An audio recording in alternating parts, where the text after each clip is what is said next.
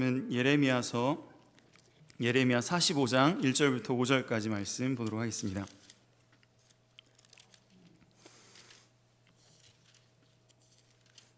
예레미야 45장 1절부터 5절까지 다 같이 한 목소리로 천천히 같이 읽겠습니다. 예레미야 45장은 구약성경 1124쪽 25쪽에 있습니다. 예레미야 45장 1절부터 5절까지 같이 읽겠습니다. 시작. 유다의 요시야 왕의 아들 여호야김 넷째 해에 네리야의 아들 바룩이 예레미야가 불러주는 대로 이 모든 말을 책에 기록하니라. 그때 선지자 예레미야가 그에게 말하여 이르되, 바룩아, 이스라엘의 하나님 여호와께서 내게 이같이 말씀하셨느니라. 내가 일찍이 말하기를 화로다. 여호와께서 나의 고통에 슬픔을 더하셨으니 나는 나의 탄식으로 피곤하여 평안을 찾지 못하도다. 너는 그에게 이르라. 여호와께서 이같이 말씀하시기를, 보라, 나는 내가 세운 것을 헐기도 하며 내가 심은 것을 뽑기도 하나니 온 땅에 그리하겠거늘 내가 너를 위하여 큰 일을 찾느냐? 그것을 찾지 말라. 보라, 내가 모든 육체의 재난을 내리리라. 그러나 내가 가는 모든 곳에서는 내가 너에게 내 생명을 노량물 주듯 하리라. 여호와의 말씀이니라. 아멘. 본 말씀을 통해서 서로 위로하라 라는 제목으로 말씀을 증거하도록 하겠습니다. 본 말씀은 하나님의 관점에서는 하나님께서 예레미야라는 선지자를 통해서 바룩이라는 사람을 위로한 말씀입니다. 또 예레미야 관점에서는 하나님의 말씀을 가지고 바룩이라는 사람을 위로한 그 위로의 말씀입니다. 이 바룩이라는 사람은 누구이기에 이렇게 하나님께도 관심을 받고 하나님께 위로를 받고, 또 예레미야도 이 바룩이라는 사람을 신경을 많이 쓰고 관심을 많이 갖고 있어서 이 바룩이 힘들 때에 하나님 말씀을 통해서 이 바룩을 위로한 그 말씀이 오늘 본문 45장의 말씀입니다. 바룩이 누구이기에 이렇게 특별한 사랑을 받아서 성경의 한 장을 이렇게 통째로 그 바룩이라는 한 사람을 위로하기 위해서 이렇게 말씀을 하셨을까요? 이 바룩이라는 사람은 그 이름의 뜻은 축복받은 자라는 뜻이 있습니다. 오늘 본문에도 나오지만 네리야의 아들이기도 하고, 또 36장에 보면 스라야의 형제이기도 합니다. 이 스라야는 그 왕궁에서 참모 정도의 위치를 가지고 있었던 사람이니까 바룩의 형제가 왕의 참모로 있었고, 바룩이라는 사람은 예레미야의 서기관으로서 예레미야가 무슨 예언을 하면 그 예언을 받아 적고, 또 그것을 예언한 것들을 잘 정리해서 책을 만들고, 또 그것을 백성들에게 가서 읽기도 하고 왕에게 가서 읽어주기도 하는 그런 일을 감당했습니다.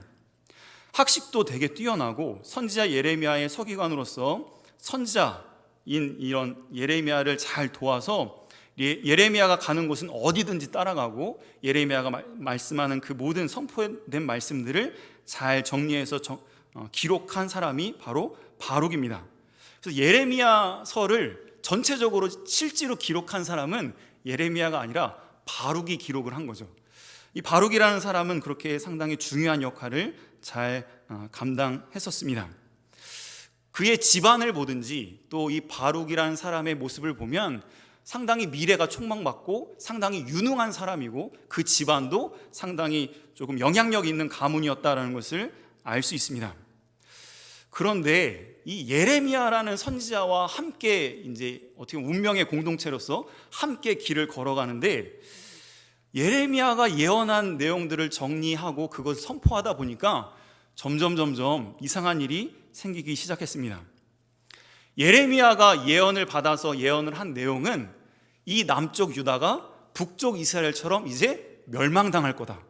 저 바벨론이라는 나라에 의해서 이 남쪽 유다가 조만간 멸망을 당할 거다라는 것을 예언을 했습니다. 그러니까 왕도 싫어하고 백성들도 예레미야를 다 싫어했습니다. 왜냐하면 이제 이 나라가 망할 거다. 저 바벨론 나라가 힘이 세져가지고 이 나라를 저 북쪽 이스라엘이 망한 것처럼 반드시 멸망할 거고 우리는 다 포로 잡혀갈 거다라는 것을 예언을 했습니다. 그러니까 왕들이 하지 마라, 그렇게 예언하지 마라, 백성들도 듣기 싫다, 하지 마라 라고 했는데도 끝까지 예레미야는 하나님 말씀을 받았기 때문에, 그 사람이 듣든지 듣지 않든지 하나님 말씀이기 때문에 그 말씀을 선포했습니다. 그런데 서기관인 이 바룩은 그 말씀을 적어야 했고, 그 적은 것을 백성들한테 가서 읽어줘야 됐고, 어떨 때는 예레미야를 대신해서 왕 앞에서 그 예언된 말씀을 읽어줘야 됐습니다.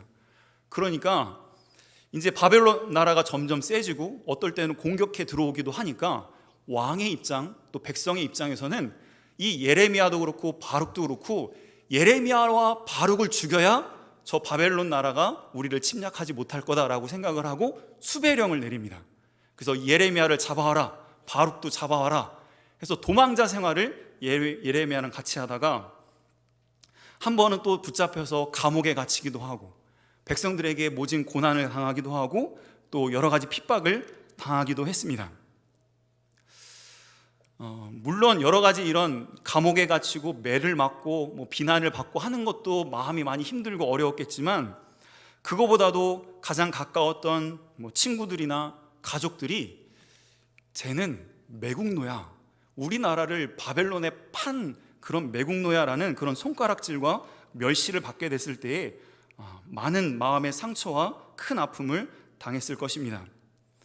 예레미야도 그렇고 바룩도 그렇고 하나님을 위해서, 하나님 나라를 위해서 충성하겠다라는 그런 일념 하나로 여기까지 달려왔는데, 그 결과는 사람들한테 매국노라는 손가락질을 받고 멸시와 이런 고통을 당하는 그런 모습을 처했을 때에 이 바룩과 예레미야가 얼마나 힘들었을지 우리는 보게 됩니다. 물론 감옥에 갇히고 육체적인 고통은 어느 정도 견딜 수 있겠지만 그런 비난과 손가락질은 견디기가 참 어려웠을 것 같아요. 지금 시대도 코로나에 걸려서 그 병 때문에 고통당하는 것도 물론 좀 걱정되고 힘든 부분도 있지만, 한번 코로나에 걸렸다, 확진자다 그러면 그 비난과 어떤 사람들의 그런 주홍 글씨처럼 저 사람은 확진자야 라고 하면서 그런 손가락질과 어떤 사회에서 이렇게 조금 안 좋은 취급을 받는 그런 모습들이 더 두려운 것이 지금 현실의 모습입니다. 하나님은 그 바룩의 그 마음을 누구보다 잘 아셨습니다. 바룩이 하나님 앞에 하소연한 내용이 오늘 본문에 기록이 되어 있는데, 그 하소연한 그 내용을 하나님은 잊지 않으셨습니다. 우리들도 여러 가지 힘든 일이나 어려운 일이 생겼을 때 나도 모르게 하나님에 대해서나 사람에 대해서 이렇게 불만 섞인 그런 말을 할 때가 있는데, 하나님은 그 모든 것을 다 기억하고 계십니다. 오늘 3절 같이 읽겠습니다. 3절 시작. 내가 일찍이 말하기를 화로다, 여호와께서 나의 고통에 슬픔을 더하셨으니 나는 나의 탄식으로 피곤하여 평안을 찾지 못하도다. 바룩이 하나님 앞에 탄식한 그런 하소연의 내용입니다. 하나님, 제 인생은 너무나 화인 것 같습니다. 하나님께서 내가 지금 육신적으로 고통을 당하고 마음에 고통당하는 것뿐만이 아니라 나에게 슬픔을 더하셨습니다. 내가 얼마나 탄식으로 이렇게 하루하루를 지내고 있어서 너무나 피곤해서 평안을 찾지 못하고 있습니다라고 탄식을 하고 있습니다. 하나님께서는 이 바룩의 말을 기억하시고 예레미야를 통해서 그 말씀으로 위로를 해주십니다. 그 말씀이 오늘 본문 45장의 위로의 말씀입니다. 이 본 말씀은 바룩 한 사람 개인에게 주시는 위로의 말씀이지만, 이 말씀이 시대를 초월해서 이 험한 세상 가운데 마음의 상처와 또 마음의 아픔을 안고 사는 우리 모든 성도들을 향한 하나님의 위로의 말씀이 되기를 주의 이름으로 축원합니다. 바룩에게 주신 이 위로의 말씀이 이 시대에 나에게 주시는 그런 위로의 말씀으로 들려지는 성령의 역사가 있기를 간절히 바랍니다. 오늘 본 말씀을 통해서 첫 번째로는 위로의 필요성, 왜 우리에게 위로가 필요한가? 두 번째로는 우리가 어떻게 하면 이 위로하는 사람이 될 수 있을까? 세 번째는 위로할 때의 주의사항, 또 마지막으로는 위로하는 자에게 주시는 복에 대해서 말씀을 증거하도록 하겠습니다. 우선 왜 우리에게 위로가 필요한가? 바룩처럼 이렇게 마음에 큰 상처와 아픔으로 신음하는 사람에게 하나님의 위로가 필요한 것처럼, 그래야 이 바룩이 살 수 있는 것처럼 지금 이 고난의 시대에 살아가고 있는 우리 성도들에게도 이런 하나님의 위로가 꼭 필요하다는 것을 우리가 기억해야 하겠습니다. 왜냐하면 우리 인간들은 다 연약한 존재이기 때문입니다. 스스로의 어떤 의지와 스스로의 노력으로 마음의 상처와 고통을 치료하고 회복해서 그것을 해결해 나갈 수 있는 힘과 능력이 우리에게는 좀 부족합니다. 어느 정도 작은 상처들 같은 경우는 힘써서 노력하면 어느 정도 해결할 수 있겠지만, 영혼 깊숙한 곳까지 이렇게 침투해서 상처 주는 그런 상처들은 우리가 어떻게 해결할 수 없는 연약한 우리들의 모습입니다. 어떻게 보면 전 세계적으로 이 코로나라는 이 질병으로 인해서 얼마나 많은 고통과 아픔을 지금 당하고 있습니까? 직접적인 그런 질병으로 인해서 고통을 당하는 것도 있겠지만, 육체적으로 고통을 당하는 것도 있겠지만, 이 전염병이라는 것 때문에 경제적으로나 또 사회적으로 상당히 여러 가지 복잡한 그런 고통이 우리에게 찾아왔습니다. 특별히 이 정신적인 스트레스와 우울증, 또 여러 가지 그런 서로 주는 그런 상처들 때문에 죽어가는 사람들이 더 많이 있다고 말을 하고 있는 시대입니다. 이러한 시대에 물론 육신의 전염병을 치료하는 백신도 필요하겠지만, 우리 사람의 이 상처받은 그 마음의 병, 또 마음의 상처를 치료할 수 있는 하나님의 위로가 절실히 필요한 이런 시대입니다. 우리가 바라보는 많은 믿음의 선진들도 이러한 하나님의 위로가 있었기 때문에 그 인생의 모든 어려움들을 견뎌낼 수 있었고 또 이겨낼 수 있었던 것이죠. 모세라는 그런 사람도 하나님께서 80세에 모세를 부르셨을 때에 모세는 자신은 말도 잘 하지 못하고 제가 할 수 있는 것이 너무나 적습니다. 감당할 수 있는 사람한테 맡기시고 저는 못합니다라고 자신의 사명을 포기하려고 했습니다. 그때 하나님께서 모세에게 말씀하시기를, 내가 말 잘하는 아론을 너한테 붙여주겠다. 그리고 필요하면 내가 그때그때 너한테 내가 해야 될 말을 너한테 직접 입에 넣어주겠다라고 이렇게까지 말씀하시면서 모세에게 용기와 힘을 붙여다 주시고 위로해 주시면서 사명을 감당할 수 있도록 다시 일으켜 세워주셨습니다. 여호수아도 가나안 땅을 딱 앞에 두고 너무나 무서운 마음이 들어서 내가 저기를 어떻게 갈 수 있을까라는 그런 두려운 마음이 들었을 때에 하나님께서 여호수아에게 직접 찾아가 주셔서 두려워하지 말아라, 강하고 담대하라, 내가 모세와 함께 있는 것처럼 내가 너와 함께하고 너를 떠나지 아니하겠다라고 약속해 주셔서 여호수아로 하여금 다시금 주먹을 불끈 쥐고 가나안 땅을 향해서 나아갈 수 있도록 일으켜 세워 주셨습니다. 또 엘리야 같은 경우도 모든 것을 다 포기하고 로뎀나무 아래서 차라리 저를 죽여주십시오 라고 하나님 앞에 탄식할 때에 하나님께서 천사를 보내주셔서 어루만져 주시고 물과 숯불에 구운 떡을 먹여주시면서 다시 일으켜 주신 분이 우리 하나님이십니다. 다윗이 낙심해서 쓰러졌을 때마다, 또 바울이 모진 환난과 핍박과 또 고통 가운데 쓰러질 때마다 우리 하나님은 친히 찾아가셔서 그들을 위로해 주시고 다시 일으켜 세워주시고 다시금 하나님을 위해서 일할 수 있도록 힘을 주시고 위로해 주신 우리 하나님이십니다. 우리 인생들은 위로가 없이는 살아갈 수 없는 연약한 존재이다라는 것을 우리가 꼭 기억해야 하겠습니다. 아내에게는 남편의 위로가 있어야 그 모진 시집살이를 견뎌낼 수 있는 것이고, 남편에게는 아내의 위로가 있어야 직장 생활의 그런 어려움들을 견뎌낼 수 있습니다.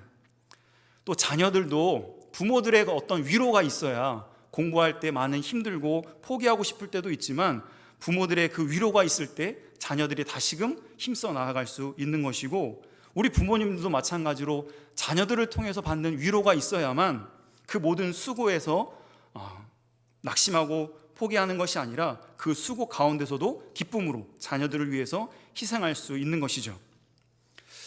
그렇다면 우리가 어떻게 이러한 위로의 사람이 될 수 있겠는가? 이사야서 40장 1절에 보면 너희의 하나님이 이르시되 너희는 위로하라, 내 백성을 위로하라 라고 말씀하셨습니다.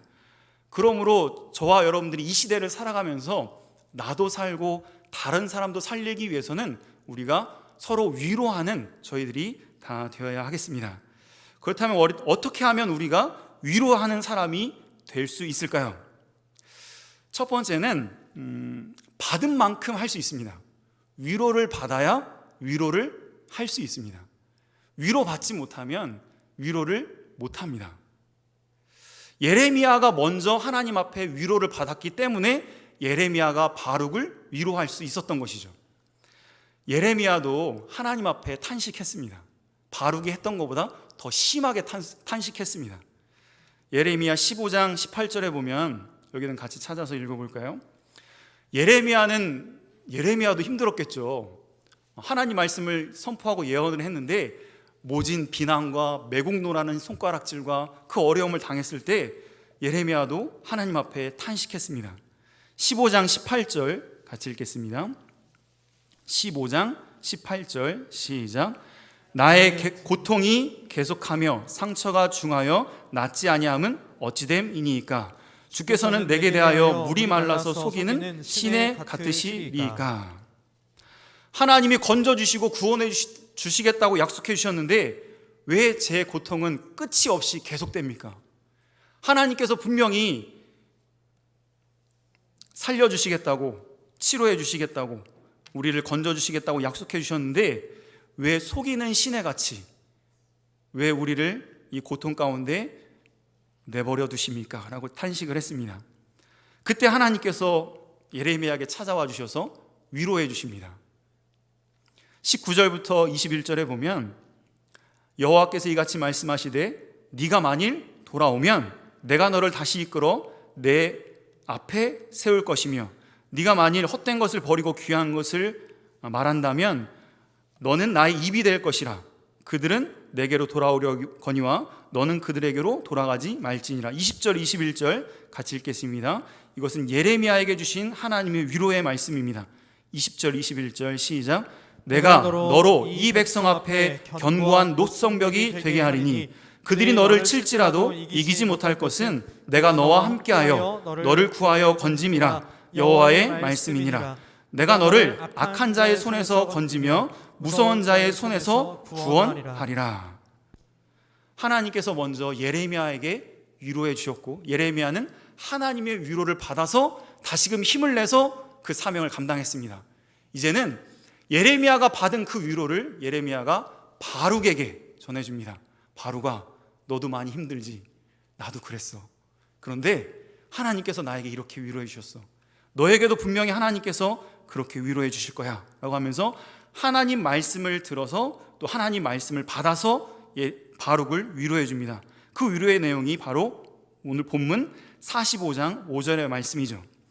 모든 육체에게는 내가 재앙을 내리겠지만 네가 가는 모든 곳에서 내가 너를 건져주겠다. 네 생명을 내가 노량물같이 너에게 주겠다. 내가 절대로 네 생명은 건드리지 않고 네 생명은 네가 어디를 가든지 내가 너를 지켜주겠다라는 그런 약속의 말씀으로 하나님께서 바룩을 위로해 주십니다. 하나님은 우리를 위로해 주시는데 우리를 위로해 주시는 이유는 우리로 하여금 다른 사람을 또 위로하는 사람이 되게 하시려고 우리를 먼저 위로해 주시는 것이죠. 고린도후서 1장 6절에 보면 바울이 이것을 깨달았습니다. 바울이 많은 환난을 당하고 고통을 당하고 어려움을 당하지만 내가 이런 환난과 어려움을 당하는 이유는 너희들을 하나님께서 위로하게 하시려고 나에게 먼저 이 환난을 당하게 하신 것이다. 고린도후서 1장 6절도 한번 같이 찾아서 읽어보겠습니다. 같이 읽겠습니다. 시작. 우리가 환난 당하는 것도 너희가 위로와 구원을 받게 하려는 것이요 우리가 위로를 받는 것도 너희가 위로를 받게 하려는 것이니 이 위로가 너희 속에 역사하여 우리가 받는 것 같은 고난을 너희도 견디게 하느니라. 먼저 하나님께서 환난 가운데서 바울에게 찾아와 주셔서 바울을 위로해 주셨기 때문에 환난 당하는 많은 성도들에게 바울이 가서 위로를 해줄 때에 그 위로에 힘이 있었던 것이죠. 나도 그 환난을 당했어. 나도 그런 어려움을 당했었어. 그런데 하나님께서 나에게 이런 은혜를 주셔서 내가 이렇게 지금 살아났어 라고 하면서 그 받은 위로를 전해줬을 때 그 위로에 힘이 있었던 것입니다. 우리들도 우리가 당하는 이런 모든 환난과 어려움을 하나님의 위로로 이겨낸다고 하면 우리는 다른 사람을 위로할 수 있는 위로의 사람이 되게 될 줄 믿습니다. 우리가 경험했던 그 위로, 하나님께서 주신 그 힘과 하나님이 주신 그 능력으로 그 어려움을 이겨냈던 그 경험들이 단순히 경험으로 끝나는 것이 아니라 또 나와 비슷한 고난을 당하는 사람들에게 찾아가서 할 말이 있게 하시고 그들에게 하나님 말씀으로 위로를 할 수 있는 그런 위로의 사람이 되게 하시는 것이죠. 우리가 병들어 고통을 당해봐야 그 병든 사람들에게 찾아가서 위로할 때 그 위로의 말이 힘이 있게 되는 것이고, 또 우리가 어려움을 당해 보아야 그 가운데서 하나님의 위로를 체험한 것들을 그들에게 전해줬을 때에 그 말씀과 그 메시지에 힘이 있고 진정한 그들에게 공감을 가지고 그들을 위로할 수 있는 위로의 사람이 되게 될 줄 믿습니다. 이 시대에도 많은 사람들이 참 많은 수고와 어려움을 당하고 있는 시대입니다. 한번 생각을 해보면 공무원들도 얼마나 힘드실까요? 민원 처리하는 게 보통 일이 아니실 것 같아요. 많은 사람들이 지금 마음에 어느 정도 화가 있기 때문에 공무원들이 아무리 친절하게 해도 그 민원을 넣고 하는 사람들이 참 많은 상처 주는 말들을 많이 할 것 같아요. 우리가 그 사람들에게 가서 수고하십니다, 고생이 많으시죠 라고 하는 그 한마디가 그들의 힘든 부분들을 위로하고 또 그들에게 다시금 힘을 주게 될 것입니다. 또 얼마나 많은 사람들이 지금 수고를 많이 하십니까? 예를 들어서 택배 하시는 분들한테도 바카스나 음료수 같은 거 하나 이렇게 주시면서 요즘 고생이 많으시죠 라고 한마디라도 하면 그 사람이 얼마나 힘을 내고 또 위로를 받겠습니까? 어떤 목사님이 이제 교회에 시험이 많아서 이제 목회를 이제 쉬어야 되겠다라고 그렇게 생각을 하시고 많이 힘든 일을 겪으셨을 때에 어떤 권사님이 오시더니, 목사님, 제가 목사님 때문에 이렇게 죽으려고 했던 마음을 돌이켜서 제가 이제 다시 살아보려고요. 목사님 참 감사합니다 라고 하는 그 말을 한마디를 딱 해줬다고 해요. 근데 그 목사님이 그 말에 너무나 큰 위로를 받아서, 그래, 내가 저 한 사람을 위해서라도 내 이 목회를 끝까지 하리라 라고 하면서 그 길을 끝까지 잘 마치셨다고 합니다. 우리가 하는 그 한마디 한마디가 다른 사람에게는 생명을 다시금 살리고 또 다른 사람에게 지쳐있던 심령들을 일으켜 세우고 포기했던 마음들을 다시금 일으켜 세울 수 있는 그런 능력이 있는 말이 되게 될 줄 믿습니다. 우리가 위로를 할 때 주로 말을 통해서 위로를 하게 됩니다. 그러므로 우리가 진정한 위로의 사람이 되기 위해서는 하나님께 늘 기도하면서, 하나님, 제 입술에도 지혜로운 말을 넣어주셔서 위로의 말을 했을 때 그 말이 그들의 심령 가운데 진정한 위로가 될 수 있도록 도와달라고 기도하면서 위로를 해야 진정한 위로자가 되게 될 줄 믿습니다. 여기는 같이 한번 찾아서 읽어보겠습니다. 잠언서 12장 18절에 보면 우리가 하는 그 말에 큰 차이가 있는데, 왜 우리가 기도하면서 위로하는 말을 해야 되는가? 잠언서 12장 18절 같이 읽겠습니다. 시작. 칼로 찌름같이 함부로 말하는 자가 있거니와 지혜로운 자의 혀는 양약과 같으니라. 우리가 하나님께로부터 기도함으로 지혜로운 말을 받아서 그 지혜로운 말로 위로를 할 때에 그 사람에게 보약같이, 양약같이 그 연약해 있고 지쳐있는 사람들을 일으켜 세울 수 있지만, 반대로 함부로 말을 하게 되면 오히려 그 사람을 찌르고 오히려 그 사람을 죽이는 그런 칼로 찌른 같은 그런 말이 될 것입니다. 잠언서 15장 23절에도 사람은 그 입의 대답으로 말미암아 기쁨을 얻나니 때에 맞는 말이 얼마나 아름다운고. 지금 이 사람에게는 어떤 말이 필요한가? 이 사람에게는 어떤 말을 해줘야 저 사람에게 진정한 위로가 될 수 있을까? 그때 꼭 필요한 말을 해주면 마치 아로새긴 은쟁반의 금사과처럼 정말 아름다운 말이 된다라고 말씀하고 있습니다. 그렇기 때문에 우리들은 내가 저 사람을 어떤 말로 위로해야 하는지, 어떤 말로 위로해야 그 사람에게 진정한 꼭 맞는 위로가 될 수 있을지 우리는 잘 모릅니다. 그렇기 때문에 우리는 뭘 하면서 위로를 해야 되죠? 기도를 하면서 그 사람에게 위로함으로 나아가야 할 것입니다. 하나님은 분명히 기도하면 하나님께서 우리에게 성령의 감동으로 해야 될 말을 우리 입에 넣어주신다라고까지 말씀하셨습니다.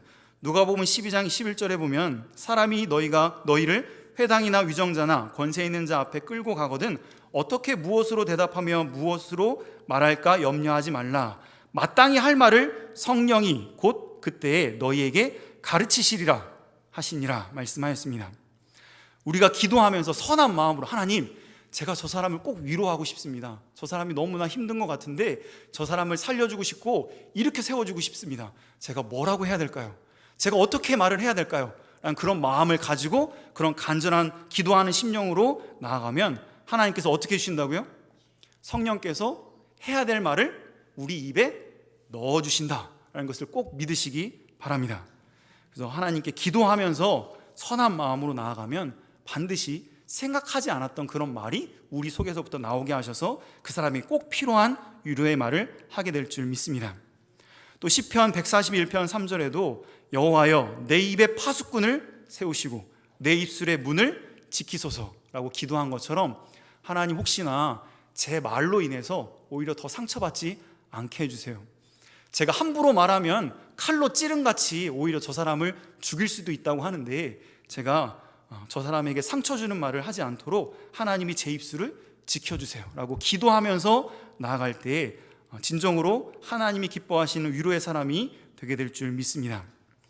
또 어떻게 하면 우리가 위로의 사람이 될 수 있는가? 말로 위로하는 것도 물론 참 좋지만 이렇게 토닥토닥 해주기도 하고 격려해주고 안아주고 또 어떨 때는 그냥 묵묵히 함께 있어주는 것만으로도 큰 위로가 됩니다. 이렇게 코로나가 심한 이런 가운데서도 예배 가운데 이렇게 함께 해주신 이것만 해도 우리 목사님께서 아마 큰 위로가 되실 것입니다. 저도 이제 학생들이 이렇게 가르치는데 선생님들이 이렇게 앉아 계시고 또 학생들이 이렇게 나와서 예배에 참여하는 그 모습 자체로도 너무나 큰 위로와 힘을 얻게 됩니다. 아마도 예레미야가 많이 힘들었을 때 묵묵히 바룩이 옆에 있어줬잖아요. 바룩이 떠나지 않고 예레미야를 떠나지 않았습니다. 그랬을 때 예레미야가 먼저 바룩을 통해서 위로를 많이 받았을 거예요. 내가 이렇게 힘든 일을 가는데, 힘든 길을 걸어가는데 외롭지 않고 네가 내 곁에 있어주는 것만 해도 나는 너무나 고맙다. 그 바룩이 함께 있어주는 것만으로도 큰 위로를 받았던 것이죠. 우리가 가정에서나 아니면 직장에서나 말로 굳이 이렇게 말로 표현하지 않더라도 우리가 함께 있어주고 함께 묵묵히 그 길을 걸어주는 것만으로도 다른 사람을 위로할 수 있다는 것을 우리가 기억해야 하겠습니다. 또 한 가지는 우리가 자녀들이나 손자들을 보면 좀 그런데 그냥 웃으면서 행복하게 사는 그 모습 자체만으로도 너무나 큰 위로를 받습니다. 우리 부모님들이 자녀들은 모르겠지만 직장에서 어떤 스트레스와 또 뭐 누구에게 어떤 말을 들어가면서 그걸 다 마음에 삭히면서 그 힘든 일을 감당했을 때에도 만약에 집에 딱 돌아왔는데 자녀들이 행복하게 웃으면서 즐겁게 사는 그 모습만 보면 그래, 내 수고가 헛되지 않았구나, 내가 하는 이 모든 어려움이 참 헛되지 않았구나라고 하면서 그 자녀들, 손자들이 웃고 행복하게 사는 그 모습, 그들이 함께 해주지도 않고 뭐라고 말을 안 해줬는데 그냥 행복하게 사는 그 모습 자체가 우리에게 큰 위로가 되는 것이죠.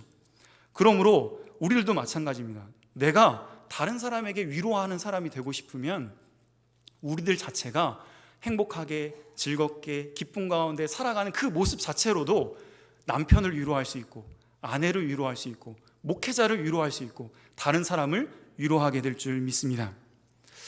그 다음에 이제 시간이 많이 없어서 위로할 때 주의사항이 그래도 있는데 위로할 때 주의사항 첫 번째는 우리가 누군가를 위로하는 목적지가 있는데 우리가 누군가를 위로하는 목적지는 바로 예수 그리스도입니다. 결국은 위로를 통해서 그 사람을 세워줘서 그 사람으로 하여금 하나님의 위로를 받게 하는 것이 최종 목적지입니다. 단순히 그 사람에게 지금 힘을 주고 용기를 주고 이렇게 세워주는 것만으로 끝난다면 그것은 다시 그 일이 반복될 것입니다. 그 사람을 위로해주고 힘을 북돋아주고 용기를 주는 이유는 그 사람을 통해서 하나님의 위로를 받게 하려고, 하나님께로 이끌기 위해서 우리가 위로해주고 격려해주고 섬기는 것이죠. 그러므로 나의 위로함이 단순히 공감해주고 격려해주는 것으로 끝나지 않고 예수님을 만날 수 있도록 위로해주는 저의 위로의 모습이 되어야 하겠습니다. 또 한 가지 위로의 주의사항은 나의 위로함이 악을 키우는 일에 사용되거나 또 악을 합리화시키는 데 사용되지 않도록 우리가 힘을 써야 하겠습니다. 내가 아무리 좋은 위로라고 해도 특별히 기도를 좀 많이 해야 되는데, 그 이유가 하나님을 멀리 떠나서 악을 행하고 마귀의 일을 하는 그 사람을 위로하고 격려해 준다고 하면 그것은 오히려 큰 죄가 될 수 있죠.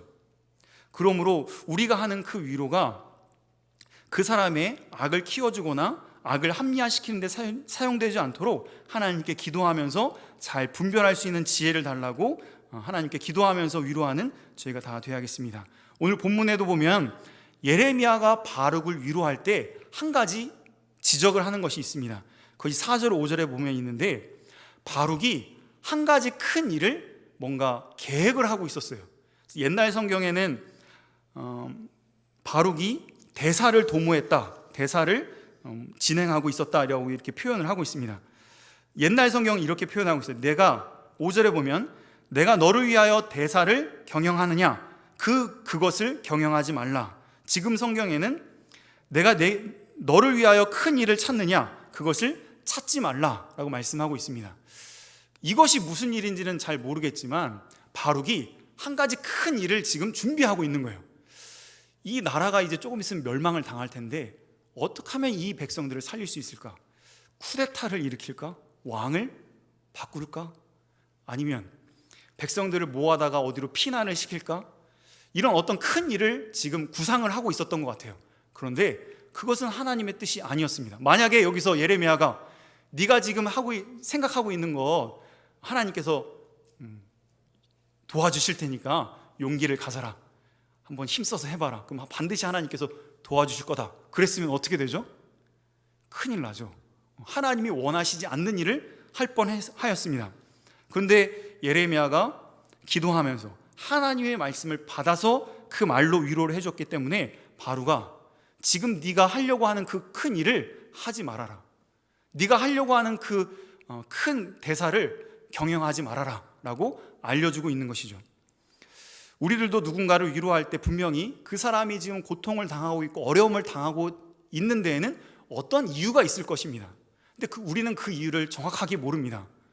직장 생활하면서 어려움을 당하든 아니면 가정에서 어려움을 당하든 어떤 문제 때문에 그 어려움을 당하고 있는데, 그 문제에 대해서 우리는 모르지만 하나님께 지혜를 얻어서 하나님이 주시는 그 말씀으로 그 사람들을 위로해야 그 악을 키우지 않고 오히려 그 사람으로 하여금 그 악을 끊어버리고 하나님이 진정으로 원하시는 참된 위로를 하게 될 줄 우리가 믿습니다.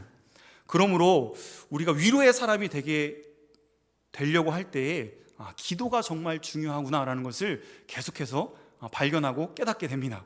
함부로 그냥 어떤 사람이 힘들어하고 있으니까 내가 격려해줘야지 라고 해서 그냥 바로 가서 격려해 주기보다는 먼저 뭘 많이 하고 나서 해줘야 되죠.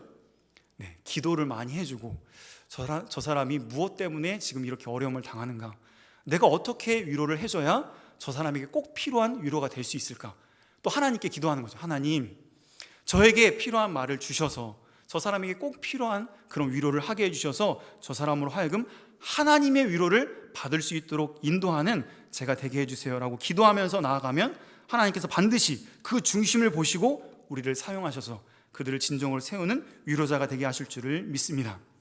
마지막으로 위로하는 자에게 주시는 복에 대해서 간단하게 증거하도록 하겠습니다. 첫 번째는 위로하는 자가 되면 반드시 하나님께서는 행한 대로 갚아주십니다.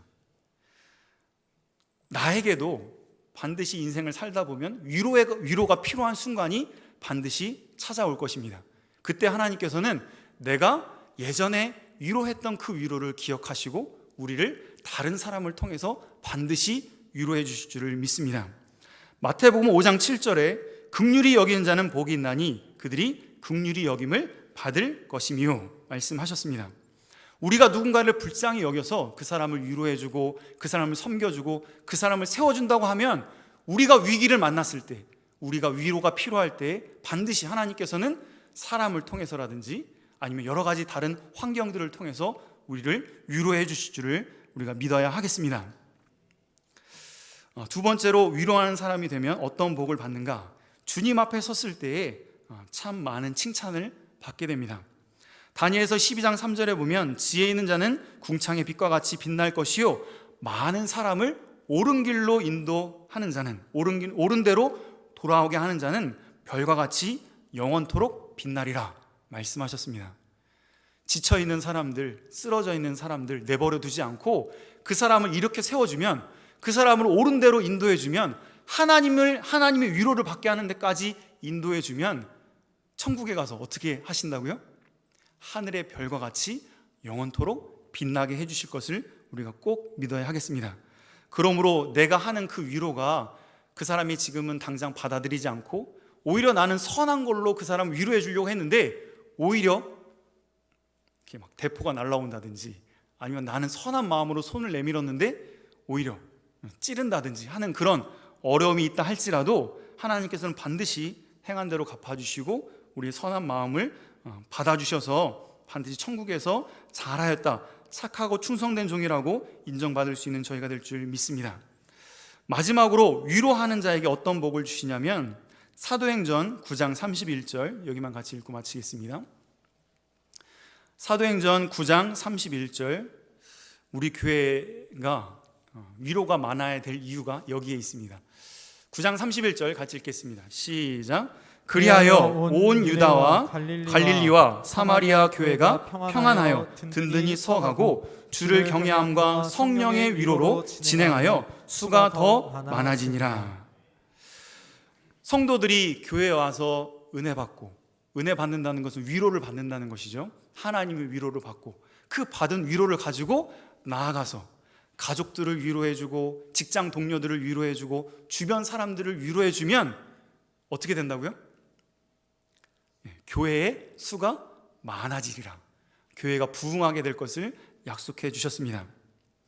하나님께서 우리에게 주신 그 위로가 많이 있습니다. 그 위로를 우리가 받아 누리고 그 위로 가운데 우리가 먼저 힘을 얻어서 우리 주변에 있는, 특별히 가족들을 위로하는 저희가 되어서 쓰러져 있고 넘어져 있는 우리 모든 가족들, 또 주변에 있는 지인들, 그 사람들을 위로해주는 저희가 되어서 마지막 시대에 우리 교회가 부흥하고 하나님께 영광 돌려드리고 우리 가정들이 바로 세워져 나가는 이런 살아계신 하나님의 역사가 끊이지 않는 저희들이 다 되어야겠습니다.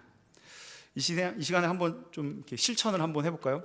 옆에 사람 보시면서 선창하면 따라서 해주시면 됩니다. 위로하는 말씀을 한번 해주시면 좋을 것 같아요. 잘하고 계십니다. 조금만 더 참고 견디세요. 반드시 기쁜 날이 올 것입니다. 이제는 또 손가락으로 이렇게, 자, 이렇게 하시고, 자, 멋지십니다. 하나님께서 다 알고 계십니다.